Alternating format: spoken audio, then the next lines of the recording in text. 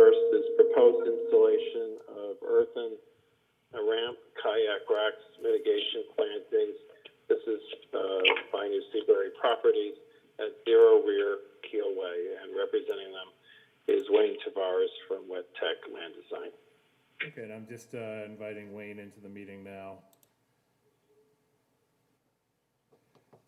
Okay, Wayne, do you want me to stop screen share and have you take over? Yeah, hear me, Drew? Yes, we can all hear you. Okay, great, yeah. How are you tonight? Good, how Good are you? evening. A little bit of housekeeping tonight. We made an agreement. We had a meeting on Monday with Commissioner Drew, Shellfish Warden, or his assistant, I should say. And we went over a project that has got a little bit of controversy to it. So this is house cleaning, and we're looking to on for the April 22nd meeting. Saying that, we'd like to get orders of condition quickly because we did make some agreements out there. Number one, we're not doing the project as designed. We're making a change that came out at the meeting on Monday. So I'm just going to go through a few things, housekeeping-wise. I'm going to share the screen if I could. Whenever you're ready. Okay.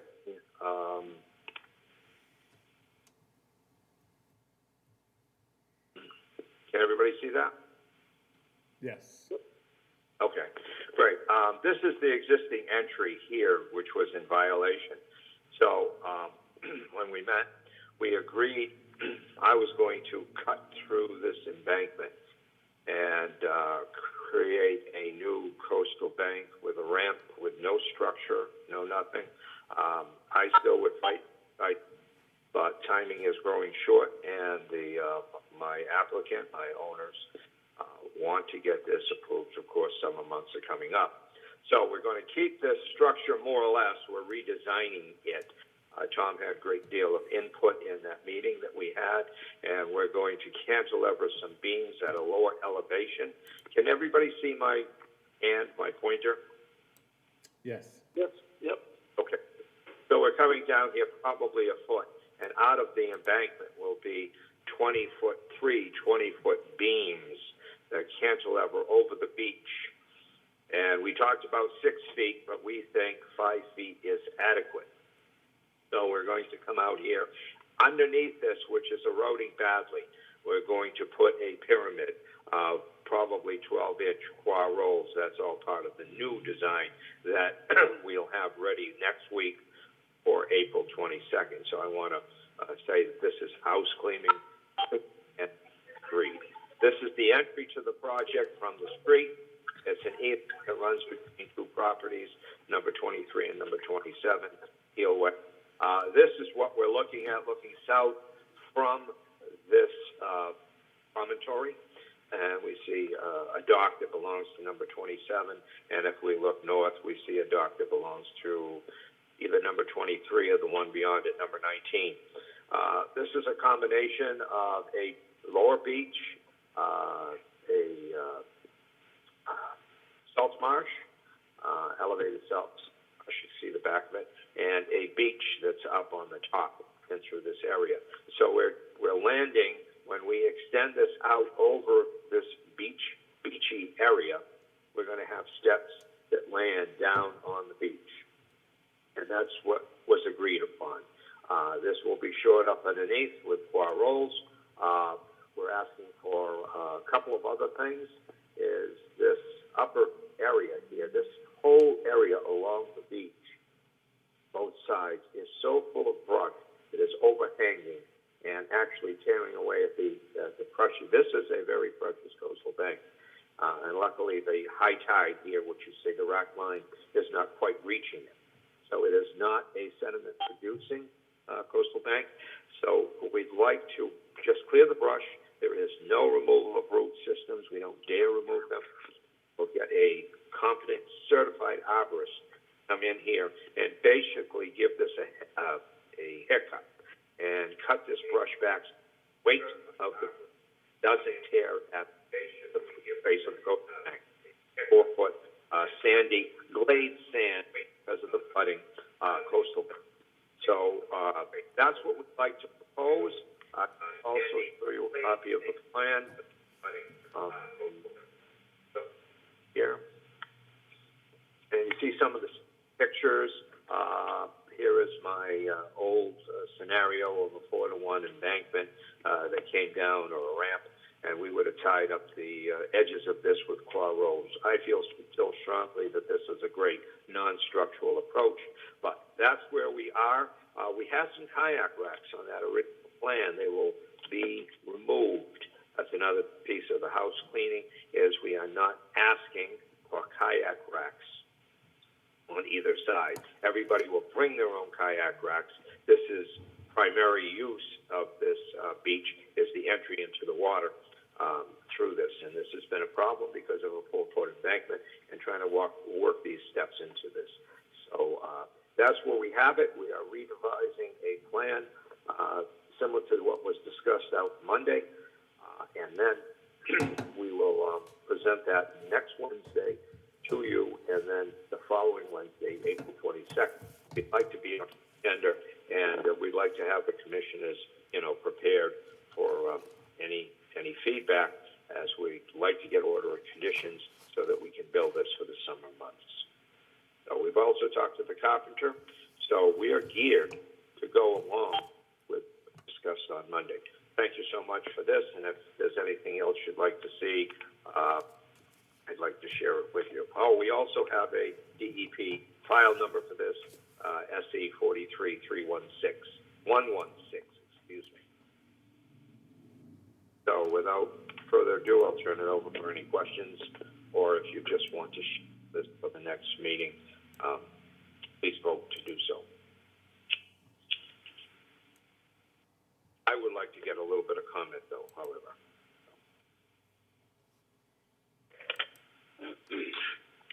Hi, this is Mark Walker, one of the adjoining neighbors, homeowners on 28 Keel Way. Before we get to you, Mark, this is the time for commissioners to deliberate, and then the chairman will ask for public comment. So please Thank you very much. hold off for the time being until the chairman recognizes public comment. Tom, do you want my input? Pardon? Do you want my input, Tom? Yes, please. Okay. So the first thing I'm going to bring up, Wayne, that needs to be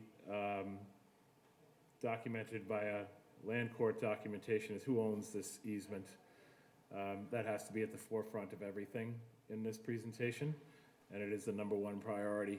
So I'm going to recommend that the commission require actual land court documentation to prove who owns this easement, and that is a surefire way to get to the bottom of that presently unknown issue, because we can't deliberate over anything until you know who the owner is.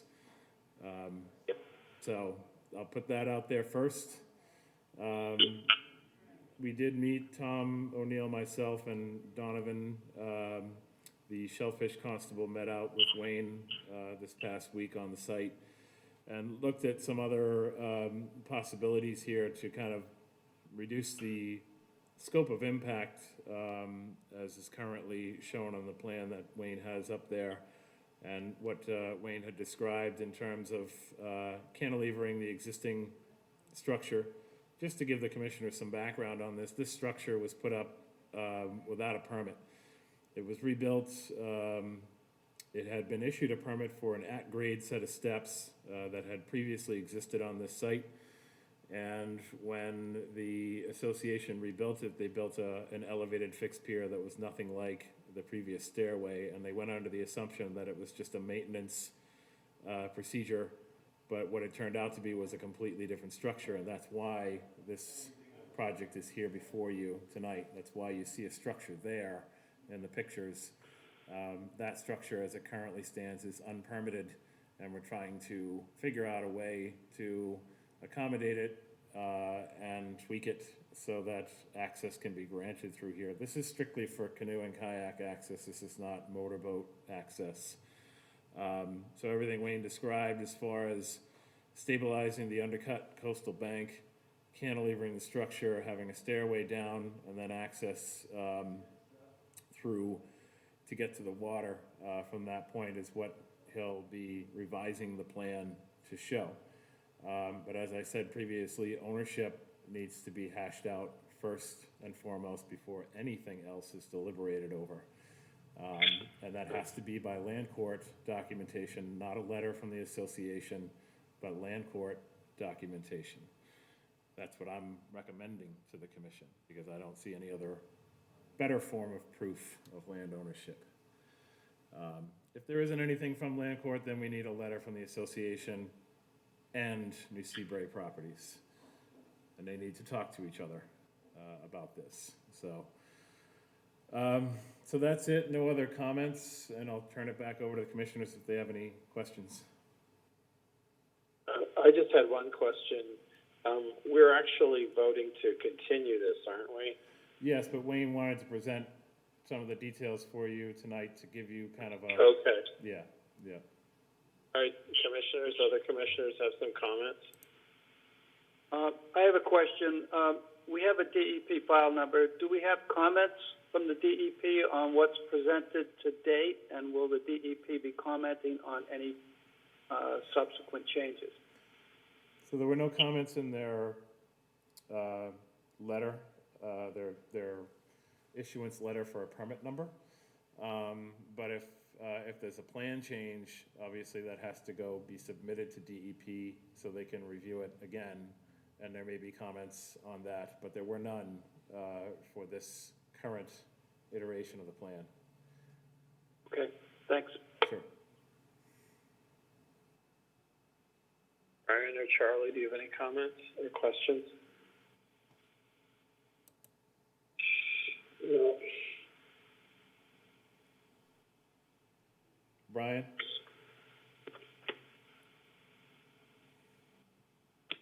Yeah. Or do you have any questions or comments on this? No, I did read the letter from the abutters, I believe, and I don't really have any comments. I did miss, the walkthrough of the site, but, I'd rather just, hear from the residents and their concerns at this point. Okay. Charlie, did you have any questions or comments? Well, I just had a question about cutting the brush back on a coastal bank. Can you go over that again? Tell me what the reason for that is? Sure. The weight material that's on top of the coastal bank, this is a sandy glade coastal bank, only 4 feet high. It's non-sediment producing, which is good. It has moss on it and a lot of vegetation that's growing from the top. There is some evidence in some of the photographs that I've taken of toppling brush. That weight of the vegetation on top is going to tear at the base of that coastal bank. So what we're trying to do is clean up by pruning. Pruning helps, by the way. Mowing back, not mowing back, but in this case it's like taking hedge trimmers to the vegetation that's up top. There are very few trees overhanging. There is one particular tree with its roots are half in and half out, and we would take the branches of that tree off that are only on the beach side in order to alleviate the counterweight of, say, a blowing at that tree during let's say a hurricane. Hurricane would come right up the Great River. Usually a southwest prevailing hurricane would do that, and it could tear at the coast. But that's the reason pruning is to take the weight off of it. There is no removal of roots. We don't dare do that. We just want some of the weight off of the top. Thank you. Yes, this is us. Excuse me, if anyone's on the line who's not hearing us up, can you please mute your phone? Thank you. So, if there's no other questions from the commissioners, the next available continuance date is April 22nd at 6:09 p.m.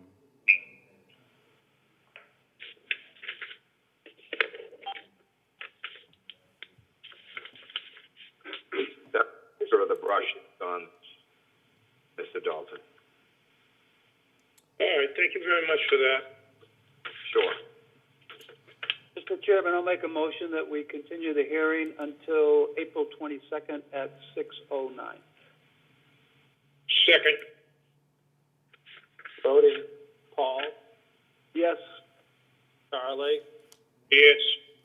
Brian, Yes. I'll vote aye. Motion is approved, and the hearing is continued. Thank you, Wayne. Are you ready for the next hearing? Wayne, if you can stop screen sharing now. Drew, am I voting? Who is this? Alex? No, have you been sworn in yet, Alex? No, what? Yeah, Okay, you- never mind, we'll talk about it after. Yeah, you have to be sworn in by the town clerk first, Okay. so you're not voting tonight. Thank you so much. Can I- I appreciate it. Yeah, thank you. We'll provide We what you can't- need next We week. can't comment either, Alex, unfortunately.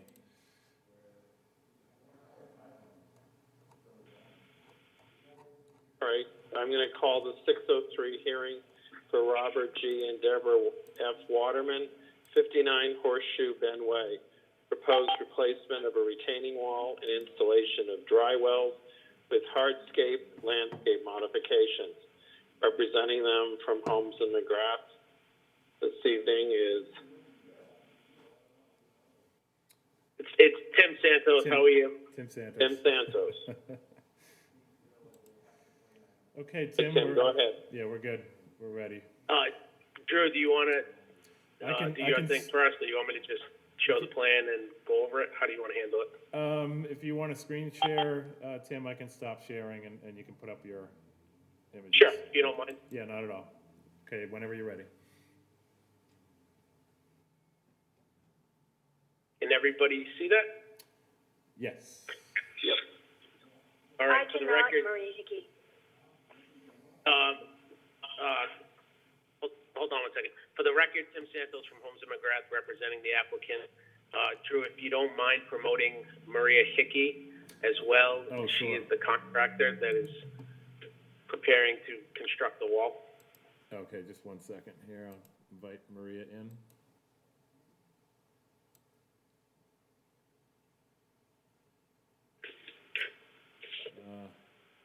I don't see her. Maria, I don't see you listed. Yeah. You have to Okay, click that's- on the Zoom link, Maria, in order for us to invite you in. Yeah, I did, and all right, so let me just see real quick if I can do this. Oh, yeah. Tim sent it to me. I apologize.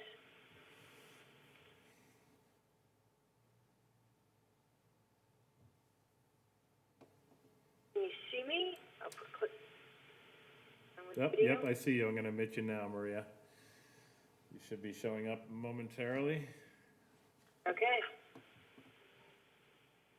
It says here, others please join audio, so I just click dial in, you can already hear me. We can already hear you, so there's no need to use your computer audio. Okay. Yep. Can you see the image on the screen? Yep, I can. Okay, Tim, we're good. All right, for the record, Tim Santos from Holmes and McGrath representing the applicant. Property located at 59 Horseshoe Bend Way along Ashumet Pond. The resource areas on or within 100 feet of the property are Ashumet Pond and the inland bank associated with it. The property is currently developed with an existing single-family home, and we're here tonight looking for your approval to, if you've been to the site, there's an existing timber wall located in this area right here that's in desperate need of replacement.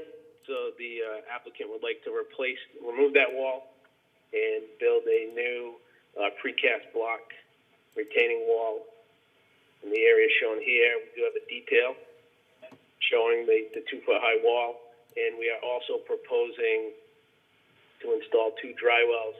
Right now, the roof runoff off the back of the house comes down to a gutter system and roof leaders that kind of just spill out onto the patio and the lawn area, and we're going to direct them to dry wells to help recharge the area as well as contain some of that runoff in the backyard. Construction access would be down this northern side of the house here. They plan on using a small excavate a backhoe in order to remove the existing wall and then construct a new wall behind it. Like I stated a few minutes ago, Maria Hickey has been contracted to construct this wall. There's no vegetation removed except the lawn. When it's all said and done, it'll be reloamed and seeded. And if you have any questions, either Maria or myself would be more than happy to address them. I can stop sharing, Drew, now. Yeah, sure. Thank you, Tim. Okay, Drew? yeah, I'll just show the commissioner some images of the site.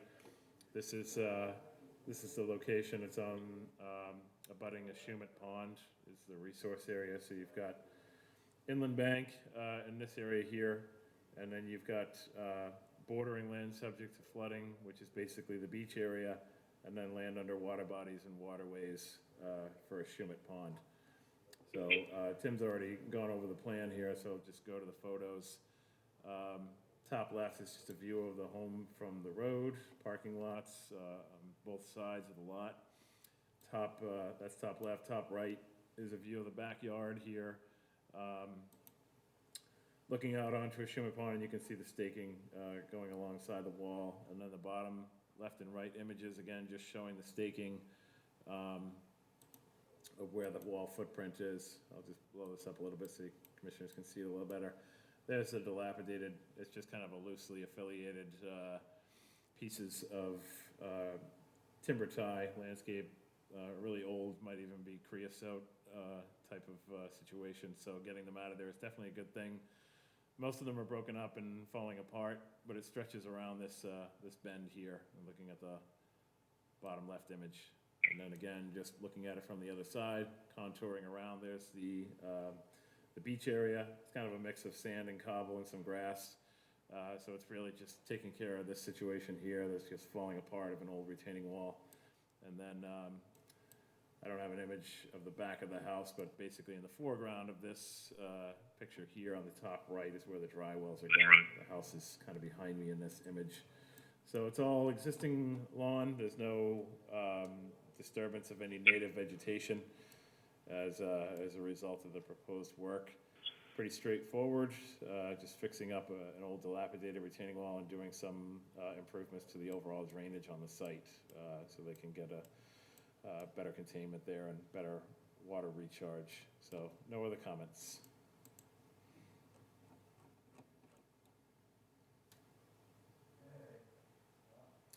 Commissioners? Yeah.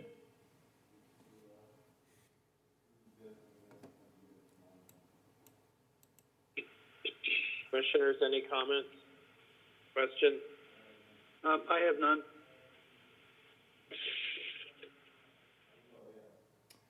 I did have a quick question for Maria. Just out of curiosity, what do you see as a timeline for this work? 1 day, 2 days? Yeah, 1 day? 2 days tops. 2 days tops. Okay. Okay. And you'll just be doing will you be ripping out everything section by section and building the wall along the way, or ripping everything out and then building the wall? I'm only asking we're gonna rip everything out and then build the wall, Okay. just to minimize any continuous, debris. We Sure. just wanna do it once, take it out, put the new wall in. It's a pretty fast procedure, Okay. installation. All right. Very good. Any other comments? Nobody from the public has called in on this application. I entertain a motion from someone. Would someone like to make a motion? Mr. Chairman, I'll move that we close the issue. Thank you. Second? Second. Voting, Paul, Yes. Charlie, Yes. Brian, Yes. and I'll vote aye. Motion passes. Thank you. Thank you, everyone. Thank you, Maria. Thank you, Tim. Thank you. Have a great weekend. You too. Take care.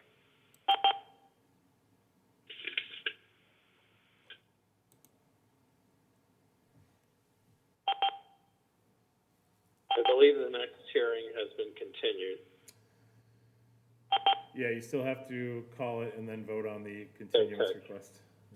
All right, so following the 606 hearing for Kevin W. and Karen Gaffney, 17 Alma Road, proposed construction of swimming pool, patio, fence, and mitigation plantings, representing Wellner Associates.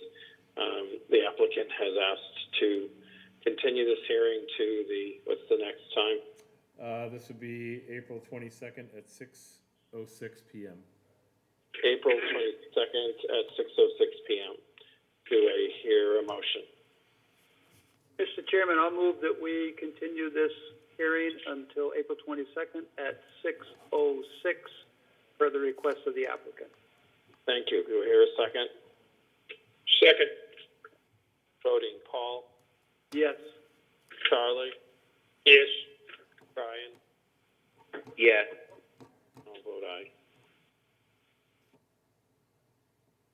The next is the 609 hearing of RK Realty Holdings LLC, 27 on James Road, proposed amendment of order of conditions to modify single-family dwelling deck and pool footprint and add a garage to previously approved septic system, vista burning, invasive plant material removal, and dock. Representative from BSS Design is, I think, Tom Bunker. Present. And Andrew Gorley from Yarmouth Port Design Group. Garrelay. Sorry about that. Tom, do you want me to stop screen sharing, or I can go through? I have all the plans and images. I'll go. I can just briefly, look at yours there.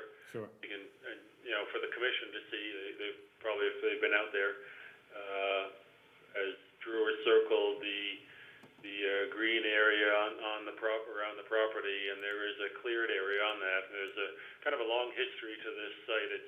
I did my best to write it up in the narrative, but there was, starting in 2015, an order approved for the construction of a house on this site, and then a few years later, Yarmouth Port Design Group did a invasive plant removal plan with a planting plan included for that, and so I think the invasive plant removal has been done on this site, but it has been laid fallow for several years now, while house plans were revised over time. I can, if you take yours down, I'll show my plan. Sure. When you're ready, Tom. Okay. Andrew, can you hear us? Hi. Okay. Can you hear me? Yeah. We can hear you. Thank you. Okay. See my plan here? You can see it. Yep. Okay, so this is our plan for 27 on James Road. As you can see, some resource areas adjacent to Fishhook Pond. This is on sort of the inland side of the Popponesset area. It's not technically in Popponesset. It's not in the Popponesset Overlay District. It's actually in the New Seabury Special Permit District. That's why we don't have the street and lot line setbacks required generally in Mashpee. But we're adjacent to Fishhook Pond in here, and which has a fairly generous bordering vegetated wetland around it, and this greenish color I've put in here. And flood zone reaches way inland here, elevation 10. And I recall in the previous hearings, there are some slopes here that are steeper than 10 to 1, but because of its inland location, they were not considered to be functional as coastal banks. So we haven't labeled them as such. The green line here is the 50-foot buffer line to the wetland. And there's a green line here, which is 100 feet to the wetland. So you can see the entire house is pretty much between 50 and 100 feet from the wetland. The house itself is pretty much the same as originally designed. It was originally a 2-bedroom, but then a nitrogen credit was purchased to make it into it's now a 3-bedroom house. And we've attached a garage to it in this location. There had been a swimming pool previously that was about halfway between the present location of the pool and the garage. So the pool has been moved closer to the wetland. So you see the limit of work is up against the 50-foot setback for a lot of it, but not all of it. But we're staying out of the 50-foot buffer with all of our work. I have some, in this location here, it's 52 feet from the BVW to the fence around the pool. And in this location, it's 55 feet from the BVW to the fence. So it's fairly tight, but we're staying away. And the septic system is in this location more than 100 feet from the BVW as required by the health department conservation regulations. And so dry wells are scattered around the site here and here and here for the roof runoff from the house and the garage. And that's what's going on the site. I believe it's a house that's not in the flood zone, and it's more than 50 feet from the wetland, but within your jurisdiction being less than 100 feet from the wetland. And so I'll take mine down, and Andrew can talk about the planting plan that will be going on in here, and some vista corridor going in this direction. Okay. Okay. Let's see if I can share the screen here.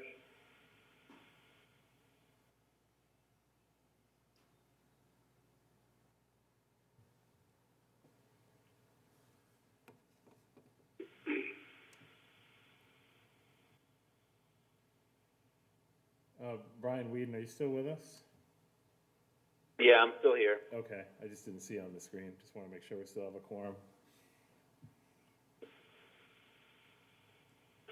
Andrew, do you want me to put it up, or Drew? Yeah, I don't know why I can't, don't see it.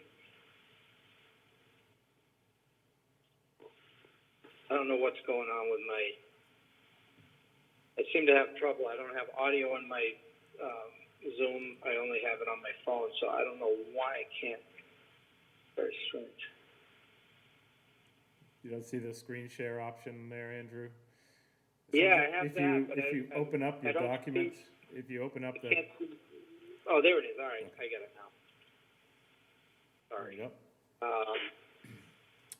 We see it. Oops. Okay, this is the current one. Yes, as Tom was saying, we do have in the first one that was approved before, the swimming pool is actually at the first floor level, and this time it's down at the ground level. So there's a walkout on the house right here. There's a deck above the patio area that comes off the end of the house here. There's actually a retaining wall under the deck here. So this is all filled in. This to do with the basement not being a first floor. We're catching drainage across a channel drain here and a channel drain here. So it pitches away from the pool in this direction, pitches this way, and that goes into the dry well over here.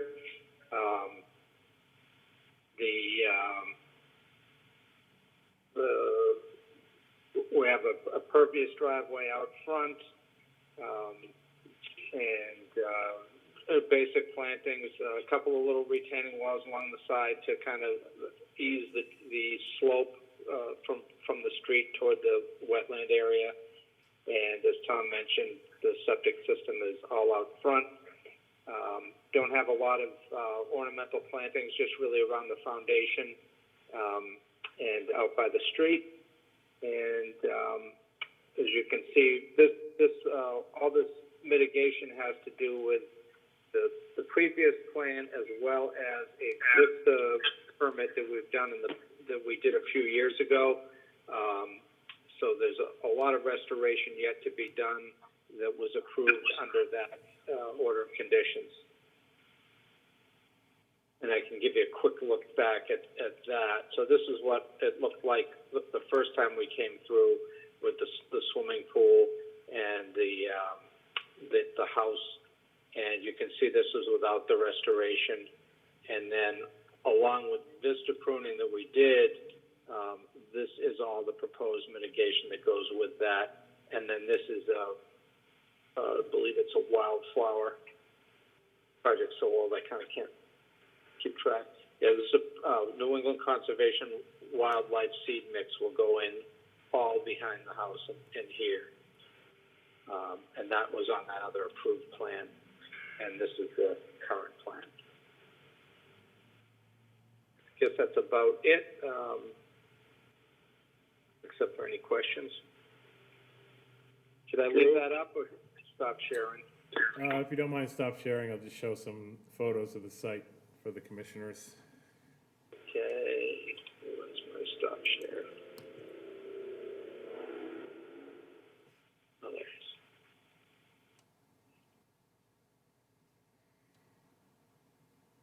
There it is, okay. Sorry about that. No problem. So I'm just going to put my presentation back up here. So just a important thing to point out, because this original application was a while back and we have some new commissioners. This site, probably looking at the top left from the road here, the site clearing had proceeded to some extent on this lot back when the single-family home and that plan iteration that Andrew showed you with a different pool location, a different house footprint, was approved and issued an order of conditions. This, probably the bottom left photo here, shows the area best. This whole area here between the pond and the trees, landward of the trees here, this was an entire tangled mess of Asian bittersweet and a variety of other non-native invasive vegetation. So I just wanted to point that out, and the commissioners see, don't get the idea that this whole area was just cleared of trees or native vegetation from the original application. It wasn't. It was cleared of all invasives. It was so thick and tangled you couldn't see the ground in this area just landward of the pond. So looking at, this is the area I'm talking about here, this bottom left photo. This whole area here was just a tangled mess of grape, Asian bittersweet, and probably a few other pretty nasty invasives. So I just wanted to give that background to the commission, because when you see these photos, the first question is, wow, what did they clear all the way to the pond front? And that wasn't the case. So just an important point of clarification there. But you can see, going back up, this is the staking that's put in place. Got the old erosion control fence here that was in place when they did all of this removal of invasive material.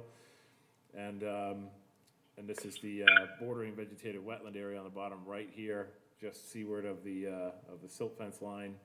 You got BVW, and then you've got Fishhook Pond past that. Again, just going over some more photos, just a different perspective, looking down at the BVW inland bank area here on the top left photo. Top right, this is the area where there's an already approved seasonal wooden dock that's going to be going out into Fishhook Pond right here. That's already approved. It's not up for deliberation for this. This is a different house footprint, garage, pool, patio, and landscaping mitigation. So it doesn't include the dock, but they showed it on the plan just for a point of reference. Just going back up to the plan, I think I actually have it. Yeah, I just took it away. So I guess one of the questions I have, if I can stop sharing, I just accidentally deleted the plan. Tom, if you want to put the plan back up again. Okay.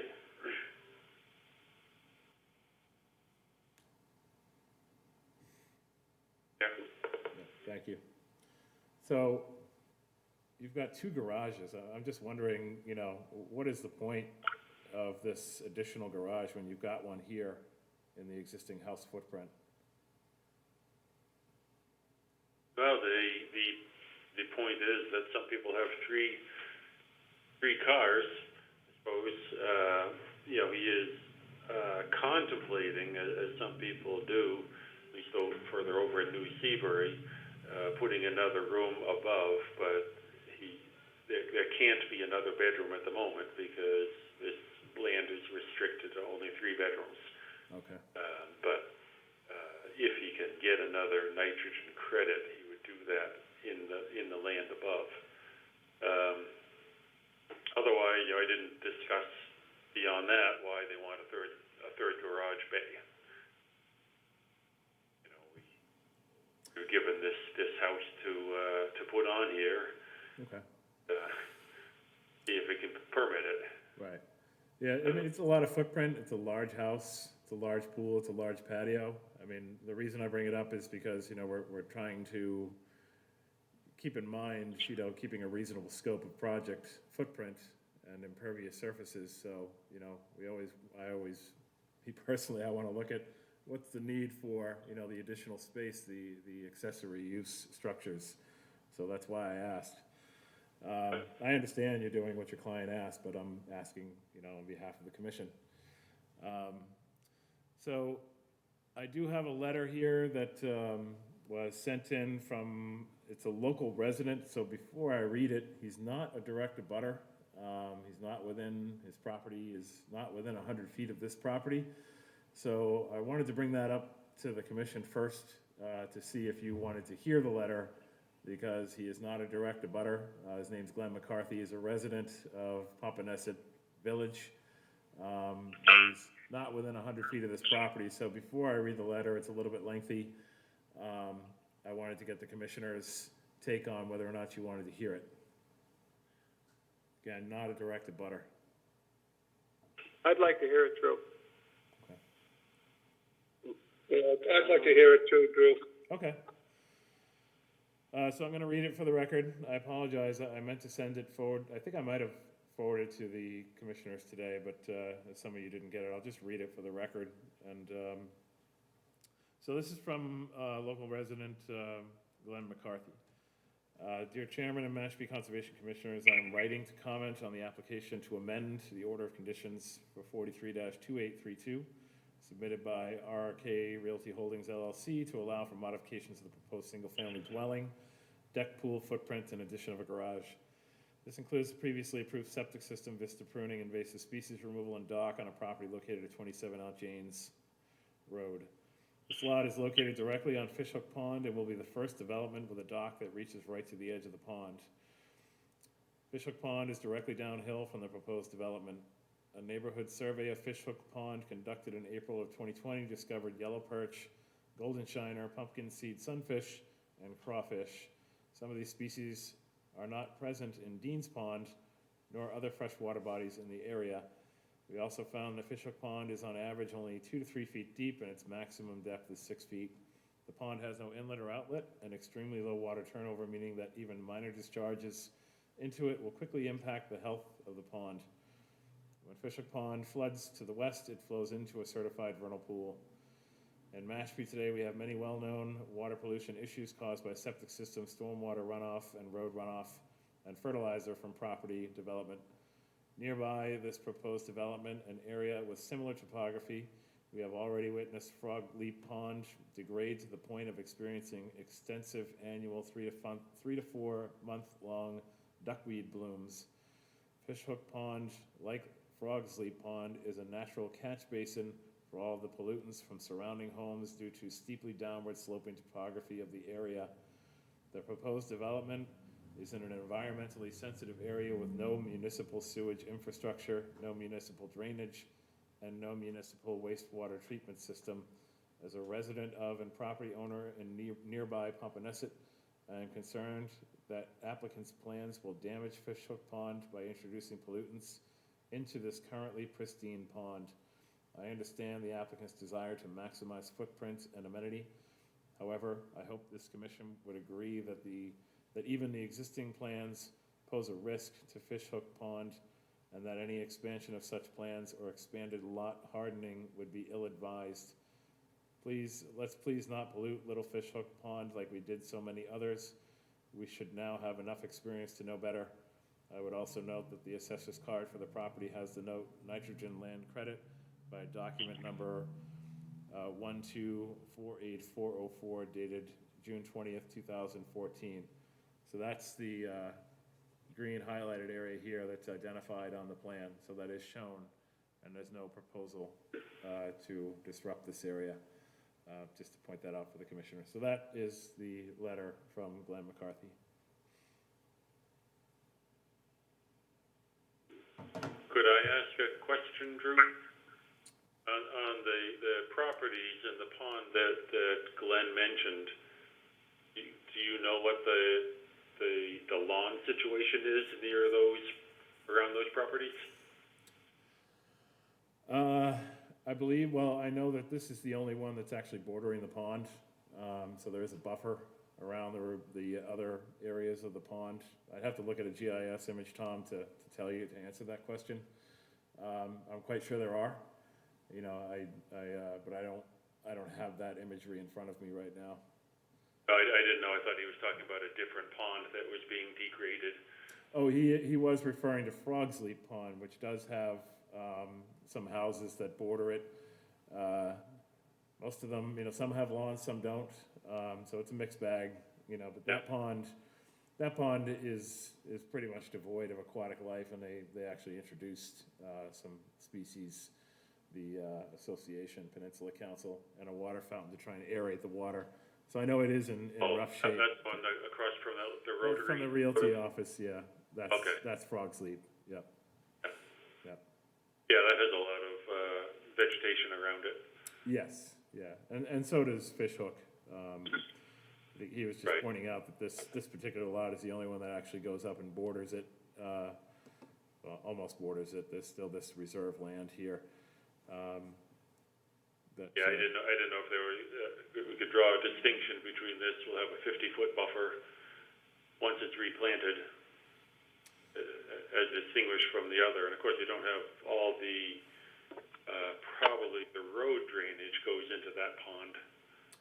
Yeah, I mean, I think the letter is making a lot of assumptions without real substantiation. I mean, he said a survey was conducted of the wildlife. I haven't seen it. He didn't include that. And, I mean, there are a lot of assumptions, and there are a lot of, you know, valid points. So, you know, I'm not saying that everything that he's commented is 100% accurate.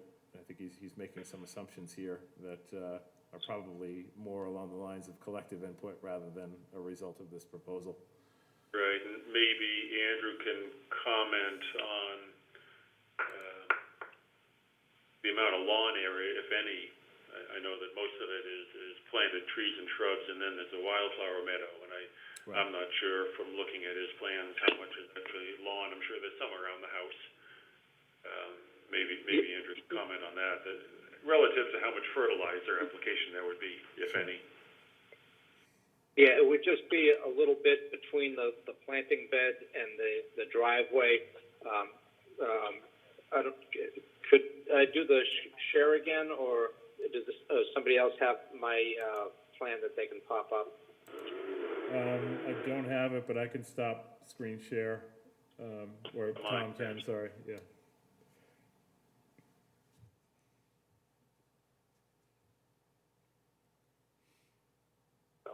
So you can see there's a planting bed here. There'll be a little bit of grass in here. Down the side, I would say this would be lawn as well. Just you know, something to. This doesn't have to be a fancy turf type lawn. Just some kind of grass to get around to the back of the house. So there's very little area for lawn. A little bit here. And like I said, a little bit here, a little bit here. This is very little square footage. You know, you can see the garage that's about 450 square feet or so is what a garage is. So we're looking at maybe 200 or 300 square feet here, maybe 400 square feet here. It's not a lot of grass there. And of course, this is going to be sloped, so it's not. I don't think anybody's going to make a golf course out of that. It's just going to be to hold the surface of the ground. And of course, all back here, this is a conservation wildlife seed mix. This is not turf. Right. So I'm going to close that off. Sure. Thank you. So, I don't really have any other comments. I always feel compelled to make comments when I see house footprints that are unusually large. And granted, I know this is a large lot and they're preserving the 50-foot buffer and there is substantial mitigation. And, mitigation is great as long as it's maintained and becomes robust and effective wildlife habitat over a series of years. So that is incumbent upon the homeowner to make sure that that happens. And obviously, mitigation in this case has already been conditioned in the original permit and will be reconditioned to include additional mitigation if you approve this amended order through a multi-year maintenance and monitoring plan to ensure that the mitigation is not only put in but sustained and thrives, because that's an enormous part of this application. So, no other comments. I'll hand it back to the commissioners. Does anyone have any questions or comments? I do, Tom. Correct me if I'm wrong, but the pool itself, that's being enlarged with this amended order? I have to look this. The original one to me looked like 12 by 26, and then I thought I saw 14 by 26. Yeah, I have to look on the plan here. Hold on a sec. If you could put that plan back up, Andrew, because I have another question as well. Yeah.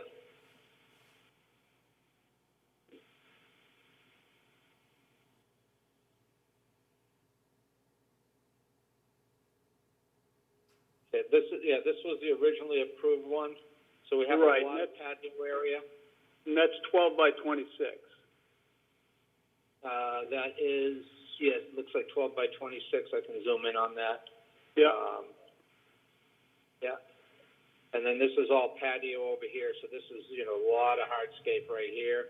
And this is also elevated. There's a retaining wall going around here. Mm-hmm. So this is all elevated and filled in versus what's happening here now is this is down at the lower level. This pool is 14 by 26. I would say the pool gives you less runoff than the patio, but it is a bigger structure. Okay, so you're repositioning the pool and it's a tad larger. Where are the mechanicals for the pool? The mechanicals for the pool are right back here behind the garage. See that? Okay. And in terms of, it's a freshwater pool, I'm assuming, so in terms of maintenance, where's the chlorine discharge for backwashing filters? Yeah, it would be a saltwater pool. Oh, it's saltwater. Yeah, it's kind of, nobody really does the chlorine. Well, not many people are doing the chlorine anymore. It's just so much easier to do the salt water. And we do have any type of drain down for this pool. Where would that go? It would be in this large dry well over here. So it's going to go into that peripheral channel drain? No, it would be piped. Yeah, I should have shown that actually, but that would be the logical place for it to be piped into. It would be that location. And how does it get there? It would have to be piped. I don't show all the pool plumbing because I don't know exactly how the pool guys are going to lay out all the piping. So I don't show any piping coming from the pool equipment to the pool, but that dry well would be the place. We could route it to the other dry well further away back here. Well, I would like to know where it's going. Yeah, I can put that onto the plan. I mean, where it's that close and we've got a fairly steep incline down into the wet area, I mean, there should be a plan for where this discharge is gonna go. Yeah, I can put that on the plan, and I'll put it into this one up here because it can be piped uphill to that location. It's farther away from the wetland. Okay.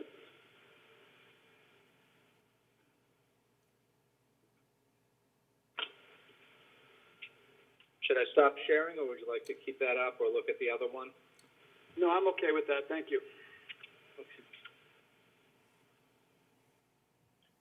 Any other comments from the commissioners?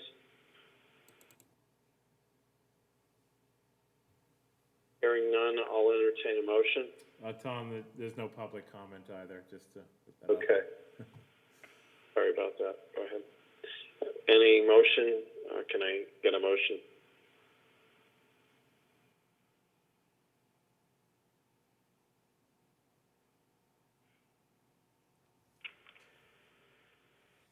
Commissioners, would someone make a motion?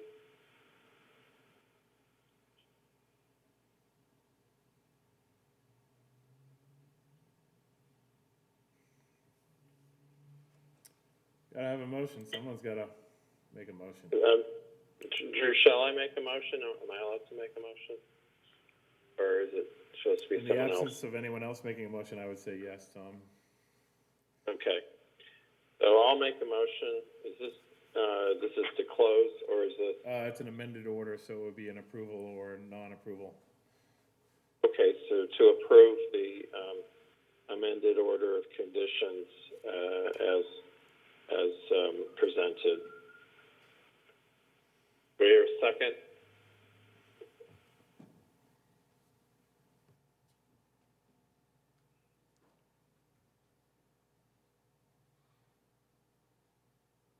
Is there no second? All right, I need some direction from you, Drew. What do we do here? If there's no second, The motion fails, and I think that, I mean, I could just be interpreting it wrong, but I think that the next motion would be to not approve it, because if the commission doesn't want to approve it, then that's correct. maybe Yeah. somebody's motion. Can we, before we do this, can we get some feedback on what you would like to see changed? Do you need more information? I would leave that to the discretion of the commission. I mean, if the commission wants to work with the applicant. So how about giving the applicant an opportunity to continue this hearing and with your feedback and try to put, because let's hear some feedback. If there's opposition, let us hear that now so that they can perhaps tailor this to and deal with your concerns and then present it at the next hearing. So what are the concerns? Well, Tom, my concern is I'd like to see a more specific plan for the maintenance of this pool. There's a couple of theories as to where the water would go on a drawdown basis, but unless I specifically see the plan with the piping, I'm not too comfortable approving anything. Okay, I assume this is ozone. Is this Andrew, do you know if this is an ozone pool? Is ozone? I don't do the design of the actual pool itself. All right, you did show that you would be piping to the dry well closer to the road, away from the wetlands. I did not show it in the plan, but I could certainly show that. Paul, what else would you like to see regarding that as far as the maintenance of the pool? I was just concerned about where the water's going to go in the event of a drawdown. It's a gunite pool. At some point, there's going to be repairs, maintenance of some type, and I just want to know where that water's going. Okay, so Paul wants to see that shown what mechanically will happen to draw down on the pool, and where will that water go? If it's in that dry well, it needs to be shown on the plan. Charlie, do you have any concerns about this? I think it's the same thing, all the footprint for the second garage seems to be a little much to me. Drew, what is the lot coverage on this? This is in New Seabury, obviously. This is a New Seabury lot. Defer to the applicant to see, to furnish that information.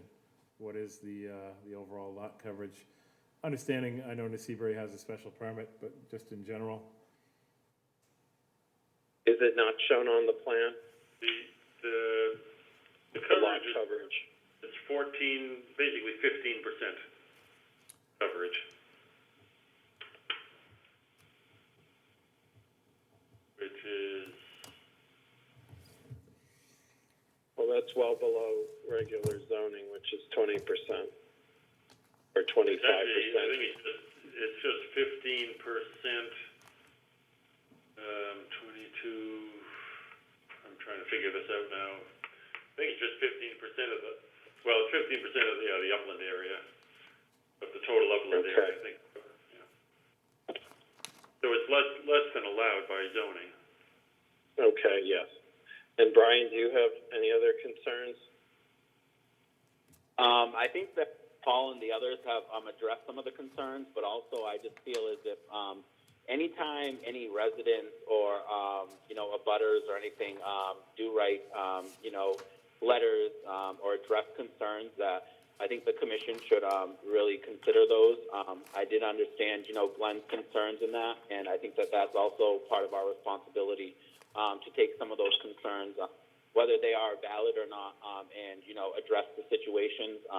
We are in a situation where we're trying to clean up our waterways. We have different environmental groups within the town, so I just like to see us all kind of work together more so, and really respect some of the residents and their concerns. So also, without having the chairperson here, I think that we don't have our full board, even though we do have quorum. So I would just like for all of us to have a choice in or a say in this matter, and that's just how I feel.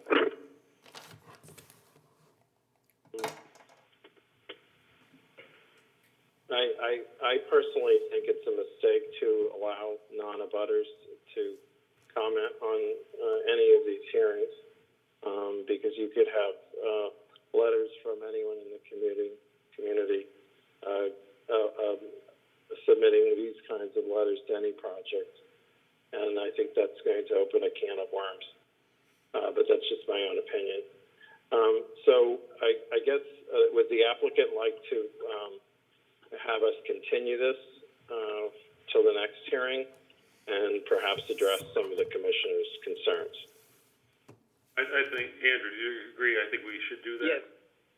Yes, and I'll get more information about the pool and more information about how the pool's going to be maintained as well. And more detail on that than I would have right now.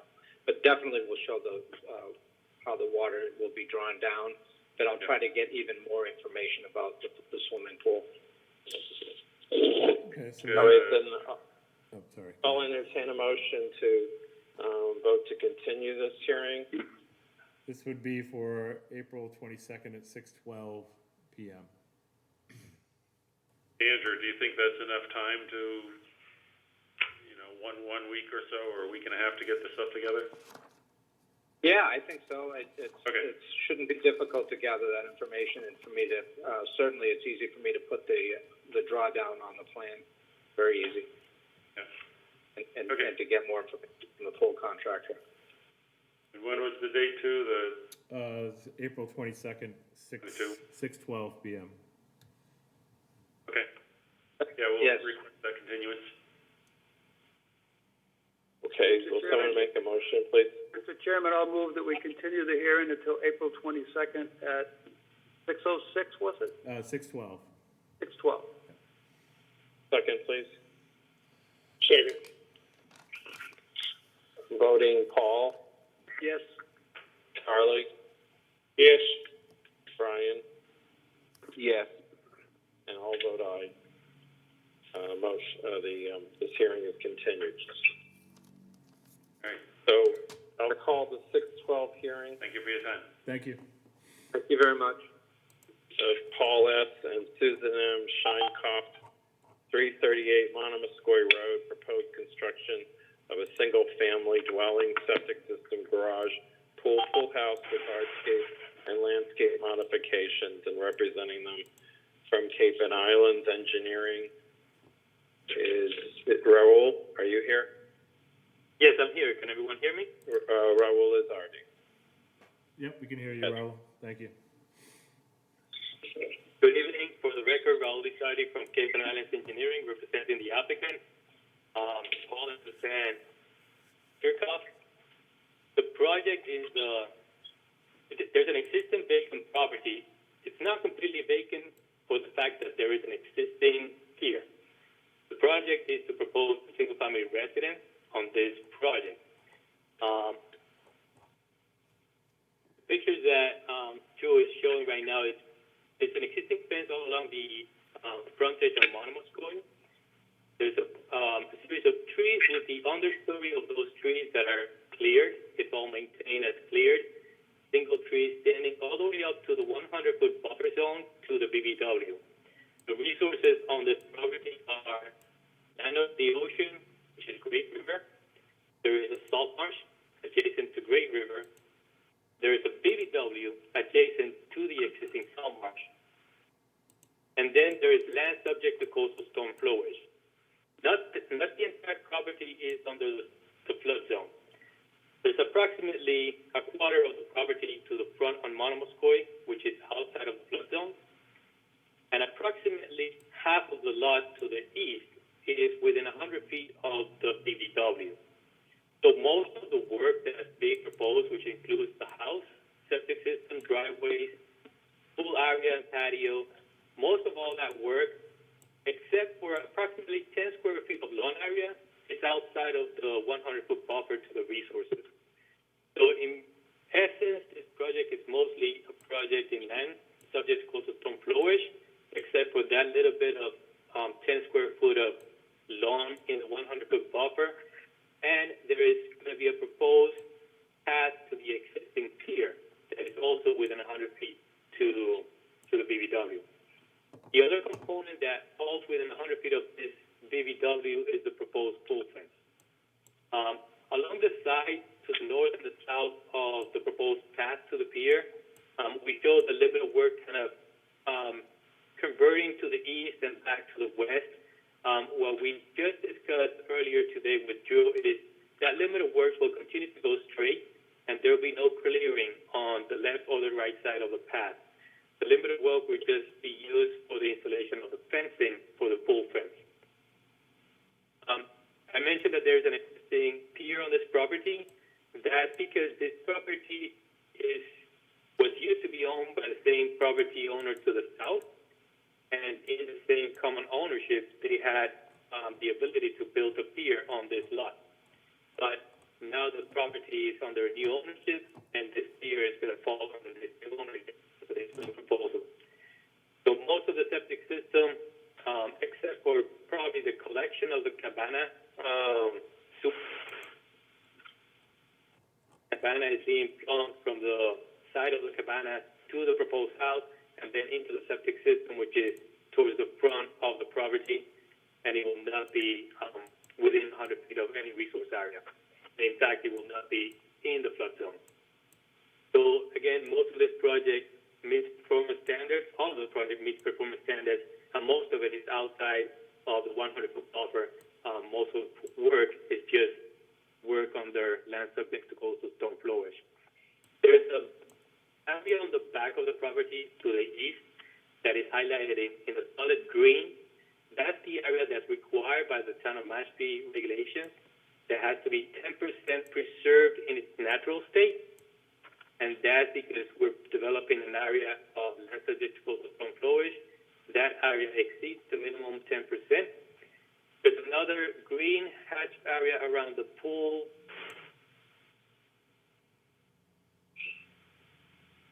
Raul, you're cutting out audio.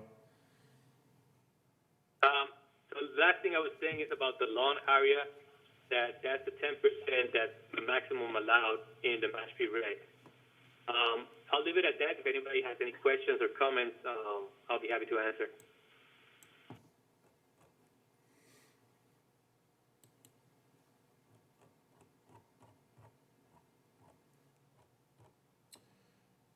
Did you want to have my comments, Tom?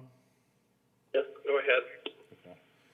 So just to go over some photos, this is top left, a view of the lot from the road.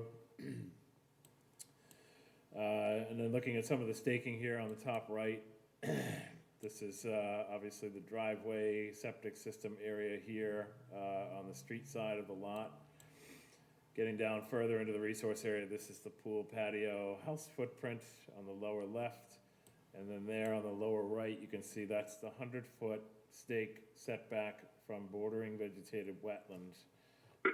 Just to go over, show you where that BVW area is. Right about in here, the lower left photo, this area, about a quarter of the way up the dock here, that's BVW, just behind this pine tree here.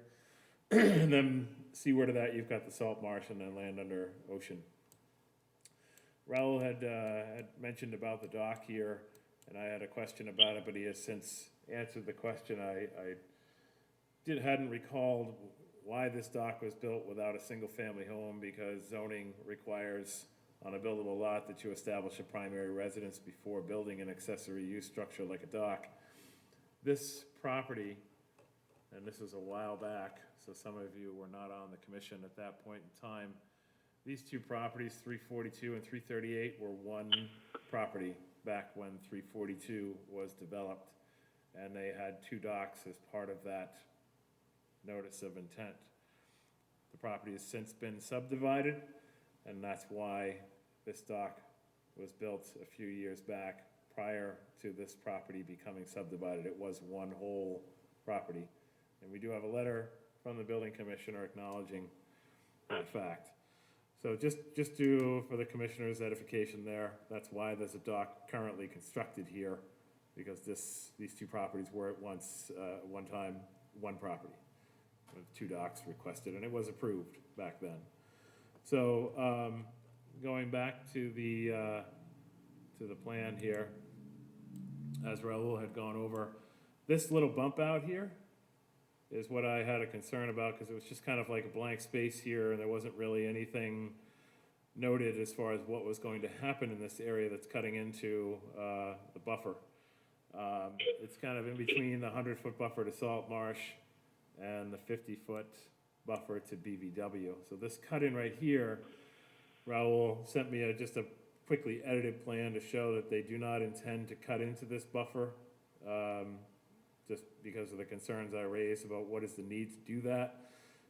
So they, using this fence line as an example, that's where the work limit's gonna go, not here. And they will submit an amended plan to show that. I don't think it's really necessary for the commissioners to see just a straight line going here to show you that that's where the buffer is going to go. So I wouldn't recommend a continuance for something pretty simple to be added to the plan. And there will only be clearing here to establish the pathway to connect to the existing dock and pier. I just didn't see any reason for this clearing, this cutout here. I didn't see any demonstrated need to do that.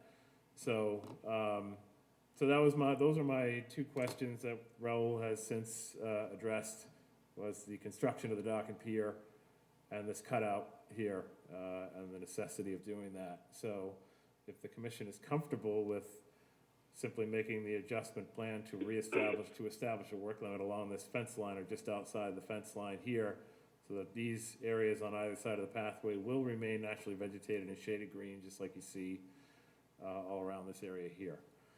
So as Raul described, most of the property is outside the 100-foot buffer to BVW and salt marsh, and to a certain extent within land subject to coastal storm flowage, which is this blue line here. So it still meets the land subject to coastal storm flowage land, naturally vegetated land retention rate based on the square footage of the lot within the flood zone. So you're not looking at the whole square footage of the lot, and it's entirely only that portion of the lot that is within the flood zone. So this part here is outside the flood zone, so it's not jurisdictional. Every piece of development here to this side of the blue line is outside of jurisdiction, blue line going seaward inside jurisdiction. So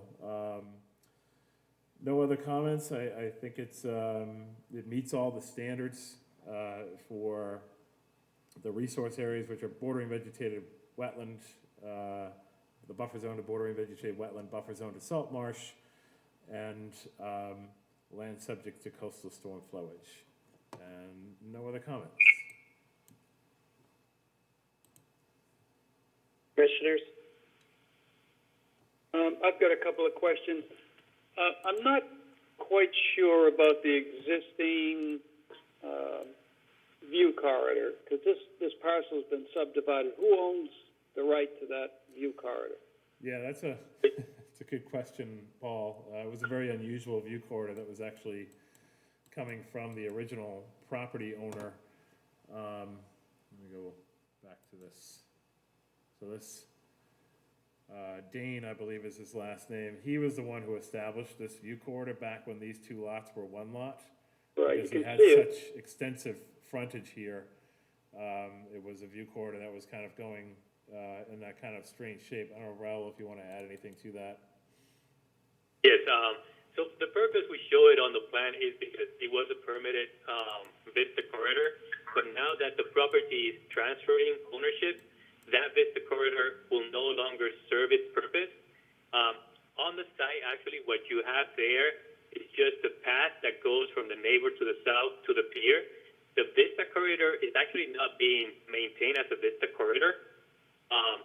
So that Vista corridor is just shown because that's been permitted, but it's no longer going to be used for this project.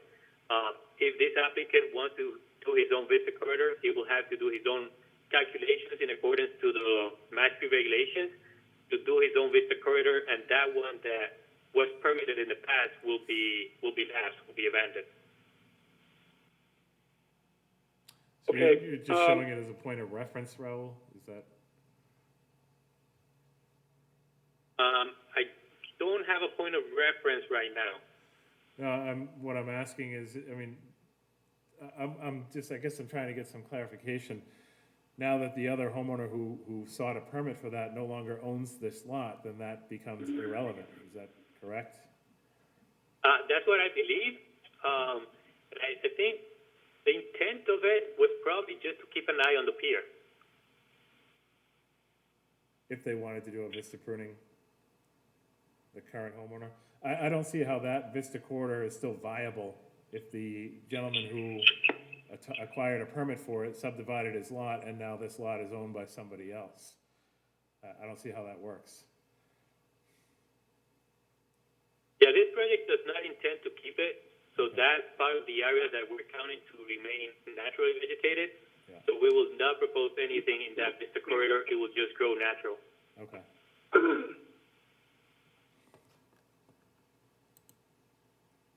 Okay, can I also ask about the mechanicals of this pool? The mechanical area for the pool is behind the proposed cabana. There's a couple of areas back there with crushed stone or gravel area with the mechanicals behind it. And it's a freshwater pool, saltwater pool? I don't have that detail.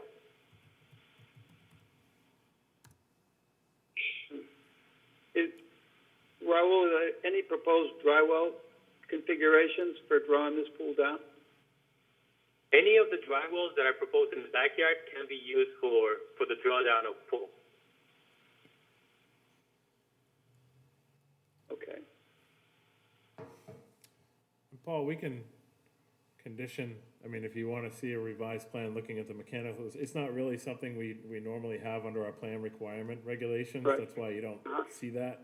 Not to say that, it can't be furnished, but, permits can be conditioned to ensure that, no runoff from pool, patio areas or pool infrastructure, piping, plumbing, reach the resource area or adversely impact any of the resource areas. Right. So that can be conditioned. Okay, great. Yeah. I'm all set. Any other questions from commissioners? And nobody from the public is called in on this application. Okay, do I hear a motion? Would someone like to make a motion?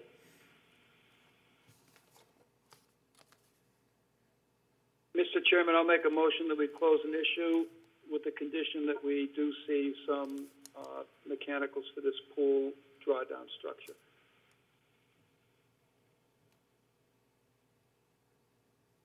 And there was also the revision of the work limit as well. Yes, that straight line along the fence. Yeah. Do I hear a second? Second, Brian. Okay, voting, Brian, Yes. Paul, Yes. Charlie, Yes. and I'll vote yes. Motion carries. Thank you, Raul. Good night, everyone. Thank you, Raul. Thank you. All right, we'll move on to the 6:15 hearing of Papaneset Beach Association, Claus Lane, Zero Beach Shore Drive, proposed construction of handicap accessible boardwalk and relocation of existing snow fence. Representing them is Flaherty and Stefani. Yeah, I just invited them to the meeting, so they should be on shortly. Mark, can you hear us? Mark, can you hear us?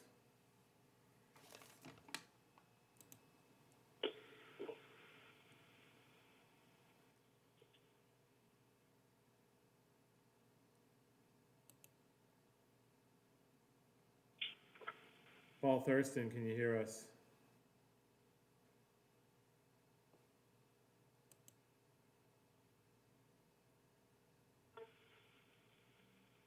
Mark Flaherty or Paul Thurston, are you on the line?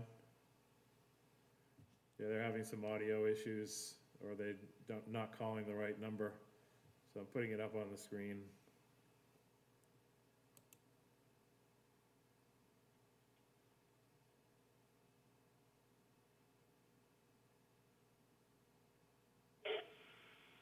Mark Flaherty? Paul Thurston?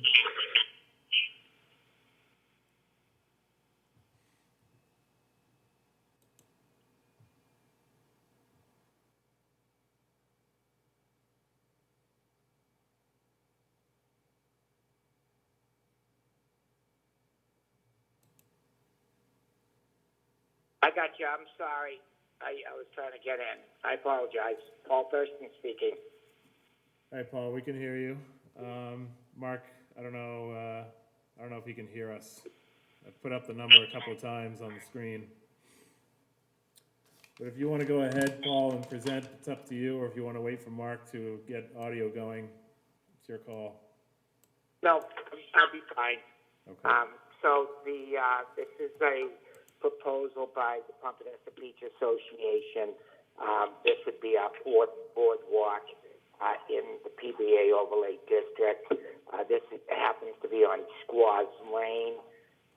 We've staked it out. Again, the intent of this boardwalk is to facilitate ease of access for both handicapped and perhaps strollers and stuff like that with mothers and children, that type of stuff. So it's made the product is the construction of the product. The boardwalk is EPE, I-P-E. Some people call it EPE. I call it EPE. So it's relatively pretty simple with very little work or disturbance to that area.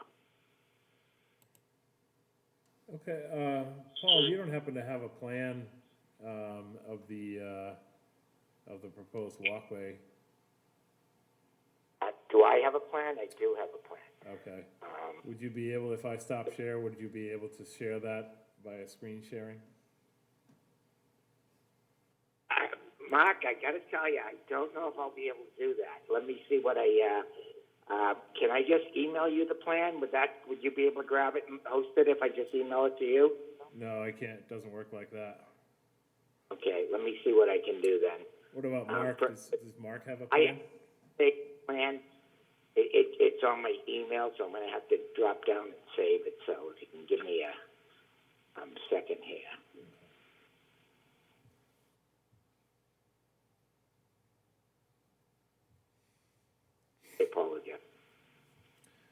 you're doing that, Paul, I'll just go over some photos of the site with the commissioners. So, this is, the dead end, one of the dead end roads, Squaws Lane, terminates at the, Pompanesett Beach location here. All of these dead end roads, Kim Path, Squaws, Dean's Hollow, they all have these existing pathways cutting through the coastal dune and accessing the beach. And some of them have been previously approved for boardwalks to go over these pathways for better access for handicap, disabled access, and the like. So that's what this proposal is, and Paul should be showing you a plan of what that structure will look like. But looking at the photos, this is the dead end area of Squaws Lane. It's mostly just crushed gravel here, and you've got a house, a single-family home off to the left and right sides. This is the existing pathway cutting through to the coastal beach, and they've got the staking there to show the footprint as it goes through this pathway. In order, the pathway is meandering in its current footprint, so they want to make it straight, so there will be some disturbance to the coastal dune, a little sliver here, which they will mitigate for any sort of incursion. As you can see, bottom left photo shows it best. There's the stake on the left side, so that stake, imagine going straight through here, and then they'll replant this side over here to make up for the incursion here. It's just basically trying to straighten it out. They could either go this way or this way. It makes no difference in terms of how they're going to straighten it out, but the bottom line is that any disturbance to the dune grass, whether it's here or here, will be planted on either side to take care of that. And then the bottom right photo, just another perspective from the beach looking back out to the dead end road here. So as you can see, the path meanders around like this. They just want to make it straight. And as I said, it is an RDA, but it can be conditioned to require mitigation. It's not common for the commission to condition RDAs, but it can be done. So just to put that out there, if commissioners had concerns about how we can condition mitigation. And they've done so in the past with other meandering paths that got replaced with a straight boardwalk. It is in the interest of handicap and disabled access, so I do see a demonstrable need to do this kind of work in this area, and the commission has previously approved a couple of other applications in the exact same setting of these dead-end roads to access the beach. So no other comments, and I'll hand it back to the commissioners, and we're gonna wait for Paul to find that plan. Hey, Drew, I have the plan. I'm sorry, I don't know how to host it on to you. Do I hit share screen and you can see it, or? Yeah, I'm gonna stop share, Paul, and then you can share screen and post that plan. So whenever you're ready.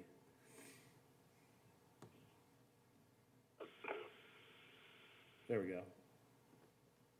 We can see it now. Thank you. Yep.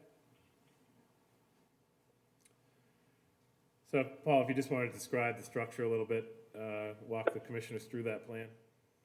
Okay, thanks again. Sorry, guys. Not very good at this Zoom stuff. The beach access, the boardwalk will be at the end of Squaws Lane, the road. It'll run approximately 70 feet. It's 4.5 feet wide. The existing snow fence that we have to relocate is just going to be held 3 feet off the new proposed boardwalk. As you can see from Drew's pictures, it's pretty much at grade, so there's no real challenges with anything like that. But there's a little bit, any grass that we do take out, we're going to replant it, and I believe it's approximately 20 square feet of beach grass that we'll be removing and replanting on the south side of the boardwalk. Okay. No other comments. I would recommend a negative determination.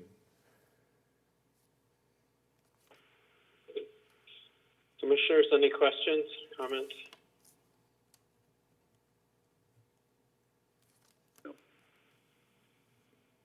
Nobody calling in from the public? And with that, we'll entertain a motion from someone. All right, I'll move for the determination with the agreement that, you, get in touch with the Conservation Commission on any mitigation planning.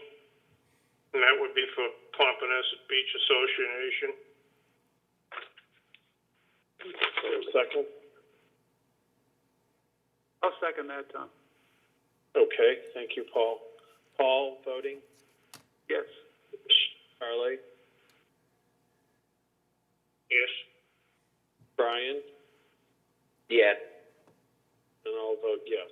Thank you. And thank you, Paul. Thank you. Thank you, and I apologize, for the inconvenience. No problem. Thank you. All right, we'll call for the 6/18 hearing of Peter and Patricia Garabedian, 86 Pimlico Pond Road, proposed installation of handicap accessible motorized lift. Is the applicant here to represent themselves? Pete, can you hear us? I think he's still connecting to audio, so. Hello? Hi, Peter. Hello. We're ready for your presentation. If you just give your name for the record, and then you can describe the project. Okay, my name is Peter Garabedian, 86 Pimlico Pond Road, Mashpee, and we would like to install a handicapped accessible motorized lift adjacent to an existing system of stairs and ramps leading down to the shore of Wakeby Pond. Okay, so the image here, this is 86 Pimlico Pond Right. Road. If I put on the contour layer, the bank would start roughly around here. There's a relatively steep bank going down to the pond edge, leading to a licensed dock and pier. Your resource areas are inland bank, buffer zone to land under water bodies and waterways at Mashpee, Wakeby Pond. So showing you some images of the site. This is just a view of the house, which goes over the bank. So it's pre-existing non-conforming single-family home that borders the inland bank, leading down to Mashpee Wakeby Pond. Bottom left shows the existing stairway, and the right image just another close-up of the area where this handicap access ramp will be placed. So it's going down this side, looking at the right image here. If you're facing the walkway on the left-hand side, which is already devoid of any ground cover. This is mostly a beech tree stand, so there's really no ground cover in beech groves because of the extensive root systems there. So there won't be any need to clear any ground cover here to install this. And I'm going to bring up a schematic that's included in Mr. Garabedian's application package here to show the commissioners some of the specs on what this structure will look like. So basically, it's kind of like the same thing, only outdoor version of the stair lifts that you see in some second story homes to get disabled people up and down stairways. The exact same concept here, only it's an outdoor structure. So you can see some of the, I'm assuming the commissioners have seen this already. It was part of the application package, so I won't get into it too much. But looking at going back to the image here on the bank, the reason that I had this applied as an RDA is because the level of disturbance here going down the bank and the consideration of handicap access is really minimal. You're looking at very small diameter posts to anchor it in place, and it will be going directly parallel with the existing structure. And I apologize, I tried to bring up a plan that we have on file for this stairway that actually shows the inland bank, it shows the contours, it shows the resource areas and the setbacks, and I couldn't open up the software to download that plan to get an image to you, but just to show you that this structure is permitted and all the resource areas have been delineated on a plan, and I wanted to show that to the commissioners just to state that there's no need to reinvent the wheel with a new plan when you've got one already for this structure, and this is just an add-on to that structure. No other comments on this, and I'll hand it back over to the commissioners. Anyone have any questions or comments on this installation of a handicap lift?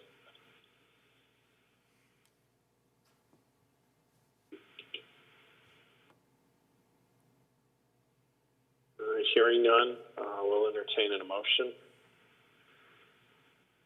Make a motion to, make a motion for a negative determination for 86 Pimlico Pond Road. Is there a second? I'll second that, Tom. Thank you, Paul. Paul, voting? Yes. Charlie? Yes. Brian? Yeah. And I'll vote yes, so the motion carries. Thank you. Thank you, Pete. You'll be good to go, and Cynthia will get in touch with you when we're ready to process and send out the permit. A negative determination is it's a bit counterintuitive. A negative determination means that it passes. It's approved. Okay. Okay? What kind of a time frame do you think we're looking at for this permitting process? So we typically try to get the permits out by the midway through the following week, so by the middle of next week. Okay. A negative determination means you can go forward with planning and scheduling and what have you, Pete. So we just, it's just a matter of getting you the permit for your records. A negative determination basically means the project doesn't need to be conditioned. It meets all the standards under the Wetlands Protection Act, and the act isn't applicable in this situation for this particular project. Okay. So go ahead and continue as you were with scheduling and getting things organized, and we'll get you the permit out in the middle of next week. All right, thank you very much. Okay, thank you. Bye. Bye. Okay, just because we never got around to the pre-post hearing agenda items, and Paul, sorry to keep calling on you for meeting minutes. I don't know if you have the ones in front of you for June 11th, 2020, to see who was present for those meeting minutes. Do not have that in front of me. What we can do, we can table that for the next meeting.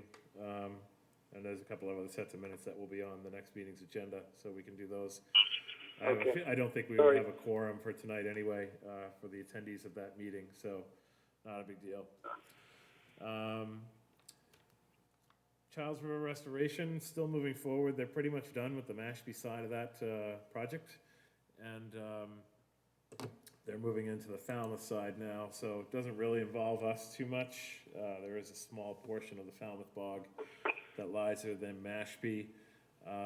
But for all intents and purposes, the Garner bog, which is wholly in Mashpee, that part of the Childs River Restoration, as far as the rerouting of the river, vegetation seeding, a lot of the vegetation is just expected to come back naturally, and then they'll look at that this spring and see if any additional planting needs to be put in. So that's still ongoing. Project isn't complete yet, but it's getting there, and we'll continue to update the commissioners as it progresses. Does anyone have any questions on Childs River? No. Okay. Red Brook Road culvert, DER, Division of Ecological Restoration, has opened up their priority projects grant pre-RFR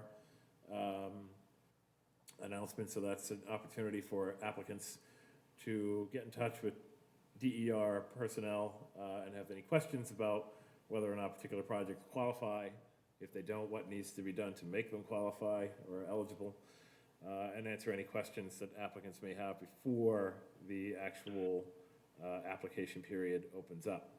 So that just got announced, and we will be talking to DER about this Red Brook Road culvert. We discussed it with them before.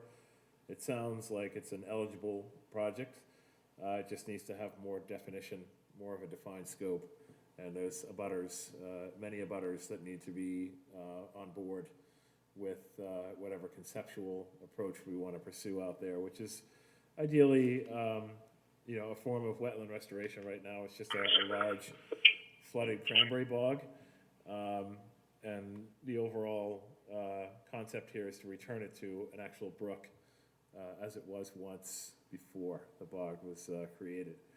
And then, of course, dealing with the culvert itself and any sort of, impacts to the road layout because there was a leak.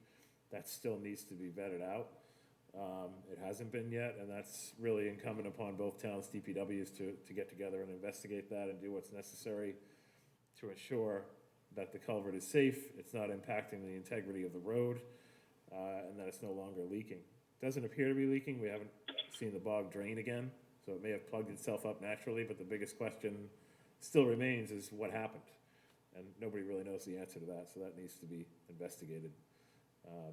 So I'll continue to update the commissioners on that as well as new information comes in.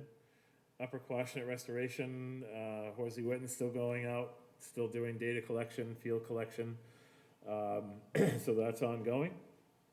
And hopefully within the next 2 to 3 months, we'll start to see some conceptual designs out there as far as restoration for cold water fishery and anadromous fish passage in that section of the bog. Lastly, bylaw review subcommittee, and I apologize again because I was out on COVID leave for almost 2 weeks, so I didn't have access to any of my files, and so I wasn't able to get going on that. But I have now completed everything that we talked about at the first bylaw meeting and incorporated that into the mitigation regulation. So I'll have existing language and proposed language to send out to you, and I'll do that actually tomorrow. I'll send that out to everybody so you can take a look at it, and then we can discuss it again and schedule another meeting to go over those changes and any other changes that we want to make to mitigation regulation 12. And that's all I have. Caitlin, I don't know if you have anything to add. Just that we recently sent in the RFR for the request for proposals for the Chop Shack Bog restoration. So that's now that is we're going to be awaiting bids, and it's open until April 27th. Yeah, great job to Caitlin for seeing this through. It's a complicated process. You have to get bids on the state website through their Combis website. She's handled all of that. She's successfully qualified for $25,000 in funding for planning and permitting for this, and now we're going out to bid for that process. And then there's likely more funding once the project scope is defined and all the planning is done for actual construction. So I want to thank Caitlin very much for sticking with this and seeing it through, because it was definitely not an easy process, and there's still much more work to be done, but much credit to Caitlin for overseeing this and keeping things moving. Thank you, Drew. Thank you. Yep. All right, that's all I got. Okay, I'll take a motion to adjourn the meeting. Before we do, Tom, Drew, at the last meeting, Mr. Collins said he was going to email a list of the parcels that they were offering, for that Article 97 issue, but yes. I haven't got any list yet. I don't know what the story is on that. They gave me a list, and I will send it off tomorrow, Paul. I do have that list. I thought you had the list. Yeah, I have it. I got it from the assessor's department. He got it from the assessor's department too, but I'll send it to you. I think he's probably just backlogged with emails and whatnot. So I'll make sure to send that out to you tomorrow. I'll send it to everybody. Yeah. How are we going to handle that? Is it going to be a subcommittee, or are we just going to vote on it at a meeting, or? I think it would be good to have a subcommittee. I think that was what was suggested at the last meeting, if I recall correctly. That Brian mentioned that it would be a good idea, and I agree. I think it would be. There's a lot. It's like 5 or 6 pages worth of parcel listings with about 40 to 50 parcels on each page. So it's a lot to go over. Some of it's pretty straightforward as far as whether or not you'd be interested in it. But I think, forming a subcommittee to look at it and go over it would be a good idea. And in the meantime, I'll send out that list so everybody can take a look at it, and you can reference the map and parcel and street address and use Mashpee GIS to see exactly where these parcels are. Okay. Yep. Another thing that it's been on my mind, and I keep forgetting to ask at the end of meetings. I wasn't able to get out to that site visit on Monday, and I'd like to go on to some of these on my own time if possible, but I don't have any type of identification. Is it possible for commissioners to have, like a lanyard with an ID badge, photo ID of some type? I know I've had that with other commissions. Yeah, we can certainly do that. We have hats. We do have hats that say Conservation Commission right across the top. In Mashpee And that would blue. be good, but a photo ID I think would be. Yeah, we did that. We did that yeah. before with other commissioners. I think you go through the police department to do it, but I'll find out about that, Paul, and Okay. and get that organized for you. That'd be great. Sure. Thank you. Yeah, no problem. And I'll take a hat too. We got a hat for you. Okay, can I, get a motion to adjourn the meeting? Mr. Chairman, I motion 50 p.m. Thank you. And a second, please. I'll second that. Voting, Charlie? Yes. Paul? Yes. Brian? Yes. And I'll vote yes. Meeting adjourned. Thank you. Thanks, everybody. Have a great